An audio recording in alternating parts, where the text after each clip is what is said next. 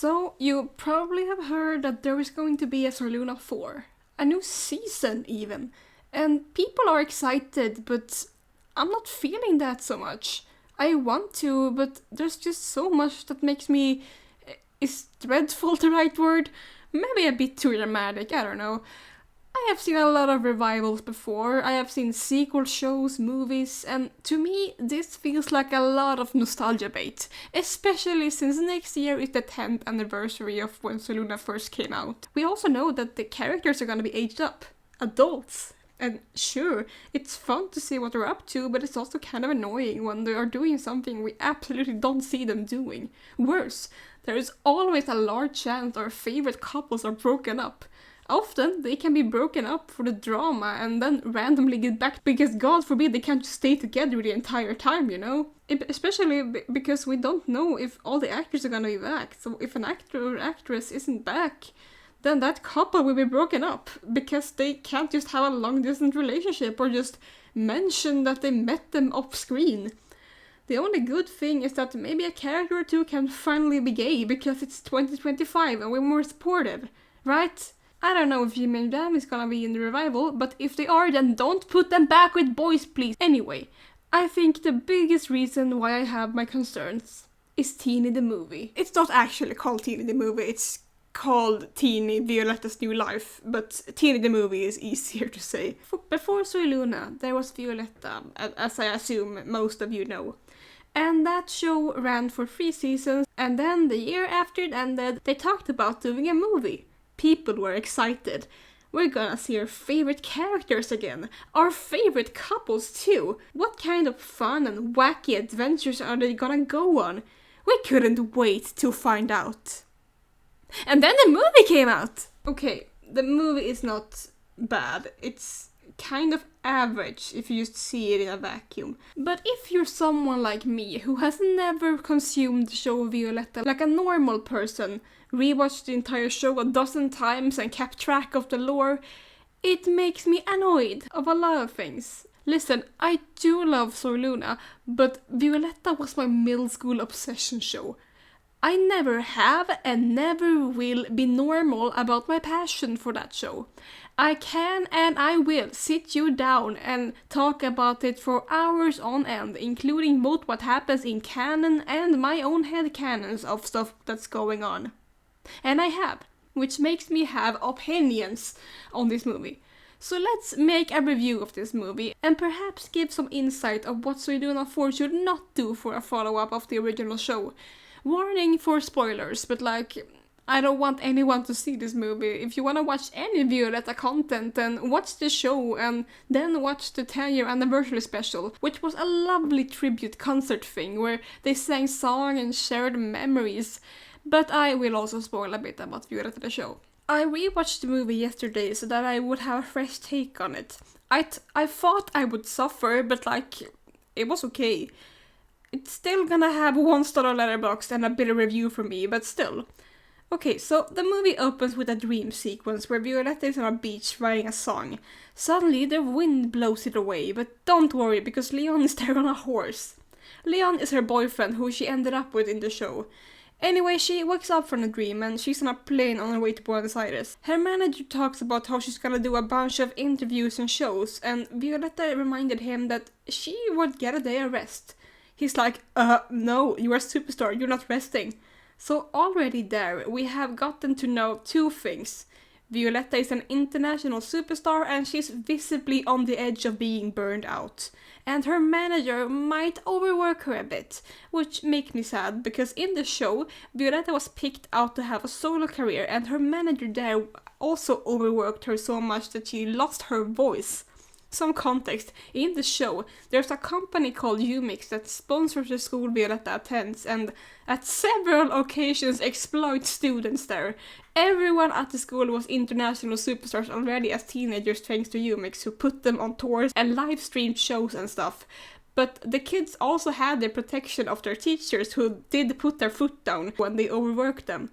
Violetta doesn't have that anymore. Now, granted, her manager does seem to care about her and, for example, wants to make sure no one's at the airport, but sadly, it's filled with fans and paparazzi who keep asking her confusing questions. questions about Leon. Angie, who is Violetta's aunt, greets her and quickly gets her to the taxi. They never say that Angie is Violetta's aunt in this movie, and I mean, everyone knows that's the thing, but I have some examples of people who watch this movie without seeing the show first, and I have no idea what they think Angie's relationship to Violetta is. Violetta gets her hands on a magazine that claims Leon is close with its co-star Melanie that he is recording a music video with in LA. So now everyone is wondering if he and Violetta have broken up.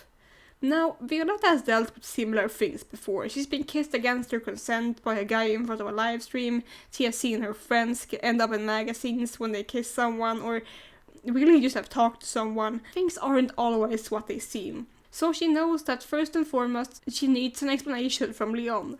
So she calls him, and Melanie answers because Leon is busy talking to a producer. And she legitimately says, "Leon's in the shower, can I leave a message?" And you know, one thing I do appreciate about this movie is the fact that it's way more adult in some ways. So she's implying that she and Leon slept and now he's showering afterwards. So naturally this leaves Violetta even more confused. And it doesn't get better when she does an interview on a talk show and all she wants to do is just talk about her music and tour. But the interviewers keep pushing about questions about Leon, eventually showing Violetta exclusive clips of Melanie confirming that Leon is a great kisser and stuff. And all this is the final push for Violetta to just lay it all off. She cancels her tour. She cancels her career. Now, even though I don't like this movie, I do want to say something. Even though you can make an argument that they just broke up Leonetta for a drama, they kind of aren't broken up in this movie. Because they never talk. Leon thinks that they're still dating. He doesn't know anything. And Violetta never explicitly says that they're broken up. It's media that decides to interpret it like that after forcing her to watch clips of this random girl claiming she's with Leon now. Violetta, however, is confused and doesn't know what she thinks. In the TV show, there was a lot of jealousy plotlines between basically all the couples, because it's a kids show and jealousy is the easiest way to get drama. I need to say this. The one redeeming thing this movie has is the Leonetta scenes, and I am a person who will defend Leon and Violetta more than most. There is no jealousy plot whatsoever here. Violetta makes this clear in the very next scene when she's at home with her father. This wasn't really too much about Leon. She's already burned out, tired, and just wanting to rest. All this drama with Leon was just the final push. But it's clear that breaking up with him is not something that she wants, and she's just waiting for a response from him. But because she doesn't hear it, her mind makes up all kinds of things. She talks to Ludmilla about what to do, and the movie also does not establish their relationship. I feel like someone who hasn't seen the show would think Ludmilla is her crazy best friend, when that is not the case if you watch the show. They also don't say what Ludmilla is doing for a living in this movie either. She's just living life. It is established that she's currently in Madrid. So my only explanation is she finally realized she was in love with Nati and they moved to Spain and got married, and now Ludmilla lives a luxurious wife lifestyle. Okay, just kidding. Ludmilla is apparently single in this movie, which I know disappoints a lot of people, especially people who ship her with Federico, her endgame in the show. I personally think Ludmilla is a lesbian, but I did like her and Federico together. I never felt like I shipped them, but I always did find their dynamic funny, especially in season 3, when they live in the same house and spend time just bickering with each other and having debuffs. Que me ayude a encontrar lo que yo soñé. Mi felicidad. Pero si es por amor todo será verdadero. Si es por amor doy todo lo que soy. Oh, oh, oh. And I always think it's a bad idea to bring up characters who were endgame in the show. Even ones I personally dislike. Like in Soy Luna, I don't like Luna and Matteo together, and I personally would have wanted Luna to end up single. So if Soy Luna 4 breaks Matteo up, I will be happy. But a lot of people would not be happy, because they were endgame. You can't just break up the endgame. Except for maybe one. There is one endgame from Violetta that is technically still endgame, but they never mention it. That is Violetta's dad and aunt. Yeah, one of the endgames in Violetta is her aunt Angie and her dad German. I hated it as a kid, and I hate it now. It's my most hated endgame in all of DCLA. And this movie does not establish their relationship at all. They eat dinner together at one point, but maybe they're just friends who eat dinner. Maybe they're just a respective aunt and father who have a relationship of former in-laws who both care about Violetta's well-being. So this I like. You wouldn't know that they're married unless you saw the show, but if you saw the show and hate that they got married, you can just pretend it never happened, and that they're just in-laws helping Violetta together. Anyway, German knows some woman named Isabella in Italy who apparently let creative souls stay in her mansion, so he suggests for Violetta to go there, take some time off and maybe get back on track. Violetta agrees to this, so she's on her way to Italy. While there, she's picked up by a boat and catches up with the people on the boat. The boat driver is named Caio and is a guy Violetta spends a lot of time with on the island. Anyway, Leon actually calls her, and this emo boy who seems immune to speak loudly just super quietly tries to tell Violetta that her phone is ringing. But he fails, and then some random motorboat comes up and splashes them, making Violetta's suitcase fall off. They dive in and get them for her, but the suitcase opens up for some reason and her clothes fall out. But they rescue her phone and her dead mother's necklace. I thought she gave her dead mother's necklace to Francesca to make Francesca never forget her, but maybe her mother has several necklaces. Also, they meet the people in the motorboat. Fuck, Benizio's in the movie, oh no, leave! Honestly, he's not so much of a douchebag in this movie, but he's still cocky as heck. Also, there's one thing about him that makes me mad. We'll get to that. Violetta arrives at the island and gets a tour around the house and meets all the others who live here. I don't remember anyone's name. I can watch this movie hundreds of times and I still don't remember their names. These characters have no personality and Violetta acts like they're all her best friends. But I want to see her actual best friends. Where is Francesca, anyway? Isabella apparently knew her mother back in the day and she tells some stories. She keeps calling Violetta teeny and refuses to explain why. We'll get to that plot point because it's the most stupid thing. For a big part of the movie, Violetta spends time trying to get inspiration to write a song. She gets to borrow a piano and mentions something about taking the piano to the moon because maybe she can get inspiration out in the open. So one really sweet thing the gang in the house does is push the piano out, planning to quote-unquote take it to the moon for Violetta. That is so cute and a really aesthetically pleasing scene. Yeah, this movie has a lot of pretty aesthetic scenes. That's another point it gets, I guess. Violetta also spends some time with Caio, who shows her the island and his family and stuff. Here's the thing, I feel little to no romantic tension between them. It could be because I know how the movie's gonna go, but also because Caio reminds me a lot of Clement in the show. Clement was a boy who had dreams of being an artist, and he got feelings for Violetta. Violetta supported his dreams and liked his company, but she never liked him like that. Similarly, Caio has dancing dreams, and Violetta supports him, but she's not crushing on him. Especially after she has spent the day with him, she sits by the pool and daydreams a music video about Leon diving up from the pool singing to her. Girlie wants Leon badly. Meanwhile, Leon is clueless that any of this is happening, so Ludmilla tries calling him.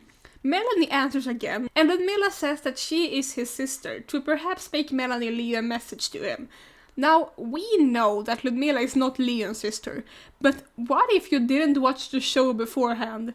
They never confirm Ludmilla isn't her sister in this movie, so imagine the poor bastard who starts watching the show after this and gets a pleasant surprise in the very first episode. Either way, Ludmilla is like, yo, your co-star has spread a lie that you're dating and Violetta's fled the country and so you might want to get her.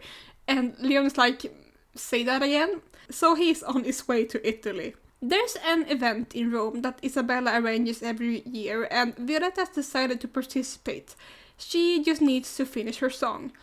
As she practices on the piano, she finds a carving of the name Teeny on a tree. So she asks Isabella who Teeny is.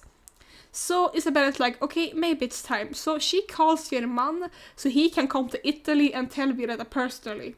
They put on a home video of Violetta's mom going around the island with a baby. She calls the baby Teeny, and this makes Violetta confused. Why is she calling the baby Teeny? Her father explains that this baby is her. She was supposed to be named Teeny, but they couldn't register that as her name, so she got to be named Violetta after her grandmother. Which, they have forgotten their own lore. No, that's not why Violetta got her name. Do you know why Violetta got her name? The show tells you clearly why. Bueno, justamente La Traviata era la ópera preferida de... ¿De tu mujer? Sí. Ay, discúlpame, Germán, no quería ponerte mal, no sé. No, al contrario. Al contrario, es un muy lindo recuerdo. Ah. Bueno, de hecho, el personaje principal de esa ópera se llama... Violeta. Violeta, sí. Así le pusimos a nuestra hija. Claro. You don't even know your own lore! Anyway, hearing this news, Violetta's immediate reaction is, okay, I will from now on go by Teeny. What? Like, imagine this. You find out that you had another name at birth. A name you never heard until now. And immediately after you hear it, you decide to just go by it. Like, is Violetta her dead name from now on? Imagine if this happened in Sir Luna after Luna finds out she's Sol. Like, imagine if she just decides to go by Sol now. She nonetheless goes out to the gang and comes out to them. Violetta will no longer perform, because I will perform as Teeny. Then she goes around thanking everyone individually, talking about what they taught her, and I'm like, I don't know these people, what do you mean? At the same time, Leon and Ludmilla have arrived at the island and they are driving to the destination when the car runs out of gas. So Leon asks for help from a guy nearby and gets a horse. He's just on a horse now. I don't know where he learned to ride a horse. In the show, he randomly takes hot air balloon lessons while they are on tour in several countries, and it's never explained how that worked. So I guess it's the same thing here, that he just at some point took horseback riding lessons. Meanwhile, Violetta is playing the piano in the moonlight and Kaio comes up to her to wish her good luck tomorrow at the show. And she wishes him luck because he's gonna audition at a prestigious dancing school. And then Kaio attempts to kiss her, and at this very moment Leon comes up with a horse and is like, oh no, Violetta's found someone else, I'm too late. But he doesn't hear that Violetta stops the kiss from happening because she admits that she's still in love with Leon. Kaio nods and leaves, and at the same time Leon gallops away and Violetta just hears the sound of a horse briefly and is like, the fuck was that? Anyway, Ludmilla finally got some gas for the car and she's pissed because Leon promised to go get her after he got Violetta. So she thinks Leon and Violetta have been snogging all night and forgotten her. So she drives up to the house like, you horny idiots, come out. She didn't say that, but that's basically what she meant. Violetta opens the window, surprised to see her, and Ludmilla explains everything. So Violetta takes the car and rushes to wherever Leon is. He's apparently taken a boat to a smaller island because he just wants to think for a while, and Violetta borrows a boat to get him. Ludmilla runs after her and it's like, oh my god, they're so dramatic, I can't. Anyway, it gets windy and the boat goes out of control, or it's just Violetta that sucks steering boats. So she gets stuck between some rocks and calls for Leon. So he runs out in the water to help and helps her. And this scene on the beach is actually a really good scene. I love it so much. I'm obsessed with it. It's so passionate. Yo nunca estuve enamorada de otra persona que no fuese vos. Te amo. Te amo.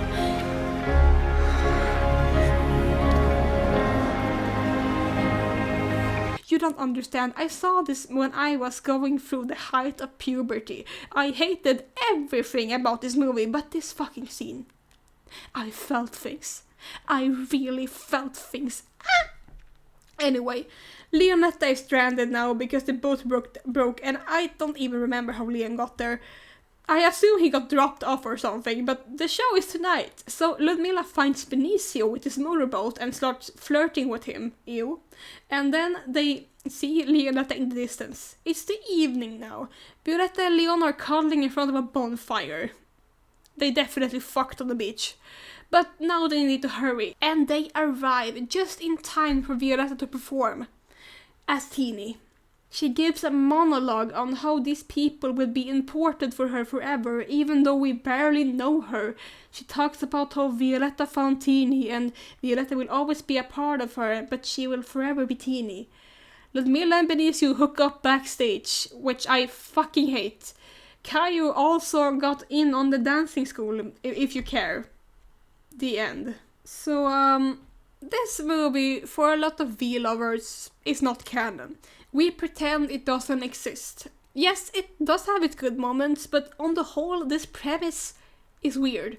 You may wonder why Violetta changed her name to Teeny. Well, that's the actress name, or her nickname, her artist name. The movie kind of is an allegory for her leaving Violetta behind and starting something new in her career. And I get it in that aspect, but Violetta the character does not have to be named Teeny. That just makes things so weird. There's also stuff like breaking up characters that were endgame in the show. Now, this is not a Leonetta breakup movie because they weren't fully broken up, just apart and not on speaking terms. And once again, Leon knew nothing. And even if you would say that they broke up, they still got back together again at the end. However, what is annoying is to even have this. Can't they just stay together all the time? Without drama? Is that too much to ask? And yeah, Ludmilla.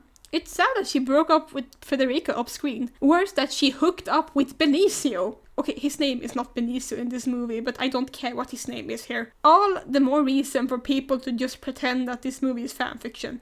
Also, I have seen some people who actually never have seen the show watch this movie, and they are kind of confused as to why she was back together with Leon. Since they didn't know the story, they didn't understand why Violetta couldn't just ever end up with Caillou. What was the point of it? And seeing that comment, I honestly want to show this movie to someone who has never seen Violetta before, just to see the reactions on it. So how would I have wanted the movie to be like? Well, there's one thing I could explore more, and that is Violetta's burnout. Regarding headcanons and what the characters are doing when they're older, it does make sense for Violetta and Leon to work with music due to them literally studying for it in the show. But in my headcanons, Violetta has a solo career and does tours and all that, but she gets burned out in her early to mid-20s and needs a break. During this break, she may reflect on what she wants to do with her life, and during this time, eventually, she might settle down and have a family and live a humble life. And instead of having hectic world tours, she perhaps does like what a lot of musicians do and sing at charity events and random galas. If she has tours, it's more locally. Maybe she releases some new music and it's possible she has a reunion show at some point, but mostly she just gets to live an everyday life without feeling burned out. She's always going to be financially stable too, because she was born rich. So yeah, I think this movie can be about her going to Italy because of a burnout, but there's no drama between her and Leon. He happens to be busy in LA, so he misses her calls, but nothing more happens than him being worried for a bit where she might be, and then maybe goes to Italy to surprise her. Violetta does not go to a random woman where a bunch of random people live. Instead, let's take what the show has given us. Violetta's dad, German, does know someone from Italy in canon, Federico's mom. That's why Federico gets to live with them in the show. So, Violetta goes to live with Federico's mom, who happens to have a house in a coastal town in Italy. Maybe Federico's there too. She is with people she knows. And better yet, there's another Italian person Violetta knows very well, and that is Francesca, her best friend. Now, Francesca in the show often has gotten offers to have a solo career in Italy, to the point where I think she eventually does have a solo career there. And so she and Violetta meet up and perhaps share stories about how it feels being burned out, the pressure we have as an artist. Perhaps Francesca gives Violetta some advice on what she can do going forward, and maybe the two work on a song together and half the movie is just a Franletta hangout movie. Maybe it can even have some sapphic undertones for funsies. Listen, I am a multi-shipper. I love Leon and Violetta, but I also love her and Francesca. I have so much fun watching the show because I always win. Anyway, the movie would be kind of a mental health journey where Violetta is straight up depressed for her first half of the movie and maybe feels like she has lost her spark to create music. And her friends, her actual friends from the show, are there to help her. Heck, I can imagine Camilla also showing up, maybe Ludmilla too. And they are the ones to push the piano to the moon for Violetta. Not these random carbon cutout people who I don't know the names of. It's Violetta's friends who have known her for years. It's the message of even if we have graduated and we're all doing different things in life, we're still gonna show up for each other. We're here to check up on you after the media said that you burned out and have disappeared. Also perhaps throwing in a message about mental health and taking care of yourself. And then Leon arrives in the third act, with this whole thing being that he constantly misses where Violetta is. He arrives right after she leaves, and it's a whole thing. Maybe Leon has heard that she has taken a boat to another island, and so he also takes a boat to an island to search for her. And then Violetta finds out where he is and follows him, and then they can have their beach scene. The one scene of Teenie the movie that I genuinely love. Now, what do we do about Teenie? Remove it. Okay, but if we still would have it. I think, personally, two ways. Either Teenie is just this legend that exists on the island. Like, someone just carved that name on a tree once and now everyone is touching the tree to get blessed with creative powers. The power of Teenie. It doesn't have much more explanation than that. Or darker version. It's a baby that Violetta's mother had before she had her, and the baby sadly passed away. Her father never wanted to talk about it, and her mother died before she could reveal it to Vilu. Angie, for some reason, never said anything about it either. And so in the end of the movie, I think Violetta still chooses to perform at this festival, but she makes it a tribute to Teenie, who is either her dead sister or just a random legend on the island. With all this being said, Soarluna 4 can go in a lot of directions, and I want to say with caution, don't do what Teenie the movie did for Violetta. Especially regarding breaking up couples. I mean, I'm fine if you break up with Theo, but I know other people won't be happy with that. If an actor or actress won't be part of the show, then just let their character still date the person they ended up with in the show and say they're on vacation or something, or make the character have a phone call with them. Except with Nina and Eric. Nina and Eric can definitely be broken up without anyone minding it. But if Soarluna 4 is like Teenie the movie and straight up fanfiction of its own show, then you can just ignore it. Pretend it's not canon. Go read some fanfictions by fans, because we know how the show should be like. Us V lovers have ignored Teenie the movie for the past almost 10 years now, and you can do the same if Soarluna 4 sucks. It's going to be fine. And with that, thanks for watching. Goodbye.